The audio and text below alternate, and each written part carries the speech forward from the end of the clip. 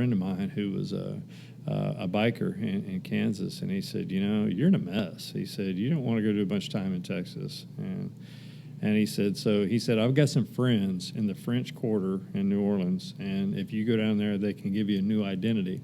Wow. But you can never come back. Wow. So he said, just file that away. If you need it, it's there for you. And so wow. I did. When I went to trial, it was abundantly clear to me that I'm about to get hammered. And so when the jury went out for deliberation, I went out in front, and the only people that were there to support me were my mom and a friend.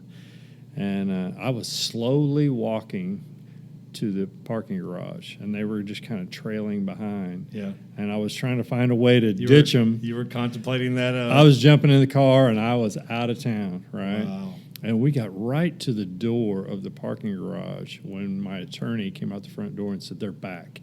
It hadn't been probably 40 minutes. Wow. And so I met him halfway, and I sent my mom and my friend inside, and my attorney looked at him. And as soon as they were out of sight, I looked at my attorney and said, Kirk, I'm out of here. And I turned to go. And he grabbed me by the shoulder, and he said, Bryan, you can't go. And I looked at him very seriously, like, don't try to become a hero right now. It's not the right time. Wow. And he said, if you leave now, they're going to give you a life sentence. And I said, they're going to give me a life sentence anyway. He goes, dude, you don't know that. I go, yeah, I do. I was in that courtroom.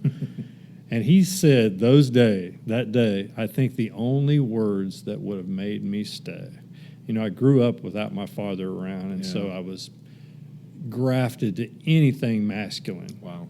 I would never turn down a dare. I would do something so stupid just to prove I was a man. Yeah. And that day, that attorney looked at me and said, Bryan, one day you're going to have to be a man and accept responsibility for your actions. Wow.